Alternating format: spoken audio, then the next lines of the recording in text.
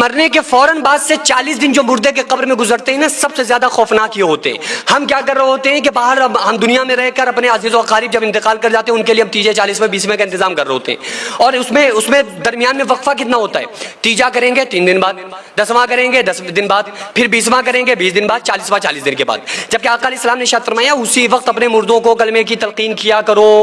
جب تمہارا مردہ اپنے مردے کو قبر کے اندر دفن کر دو تو اس کے قبر پہ کھڑے ہو کے قرآن کی تلاوت کرو، اتنی دیر کرو جتنی دیر میں ایک اونٹ ذبح کیا جاتا ہے اور اس کے گوشت کو بانٹا جاتا ہے، اتنی دیر آقا علیہ السلام اسی وقت فرما رہے ہیں۔ کیوں؟ کیونکہ اس کی تو دنیا بدل گئی نا، وہ دنیا میں تھا، اس کے لیے دنیا ہی سب کچھ تھی، اب وہ دنیا سے اس کی روح نے اس کے جسم کا ساتھ چھوڑا، اب عزیز و اقارب نے اٹھا کے قبر کے اندر رکھا، اب اس کی روح کو اس کے جسم کے اندر واپس کر دیا گیا۔ اس نے جیسے ہی آنکھ کھولی تو وہ قبر میں تھا۔ آپ تصور کریں، وہ قبر کے اندر ہے، وہ ڈر رہا ہے، خوف زدہ ہے، پریشان ہے،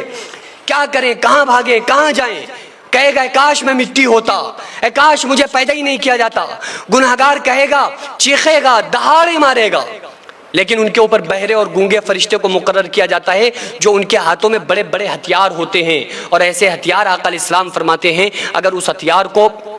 ایک بھاری پہاڑ پہ مارا جائے تو پہاڑ تحت الثری 7ویں زمین کے اندر گھس جائے، قیامت تک ان کے اوپر چلتا رہتا ہے، ان سے سوال و جواب ہوتا ہے۔ تو جو شروع کے جتنے دن ہوتے ہیں ان دنوں میں اگر آپ چاہتے ہو نا تو سب سے زیادہ ان دنوں میں اپنے مرحومین کی طرف سے ایصال ثواب کیا کرو، ان کی طرف سے صدقہ دیا کرو، ان کی طرف سے صدقہ جاریہ کیا کرو۔ حالانکہ مرنے کے بعد جو کچھ ہم اس کے لیے کریں گے اس کو سہارا تو ہوگا، اس کا ڈوبنے والے کے لیے تنکے کا سہارا کافی ہوتا ہے، لیکن یہ یاد رکھو کہ آج جو اگر آپ کو اللہ نے زندگی دی ہے تو آج جو آپ عمل کر لو گے، مرنے کے بعد 1000 عمل آپ کی طرف سے کیے جائیں، اس سے بہتر ہے کہ آپ زندگی میں خود ایک عمل کر لو۔ خود اگر آپ تھوڑا سا بھی کرو گے تو انشاءاللہ وہ آپ کے لیے نجات کا باعث بنے گا۔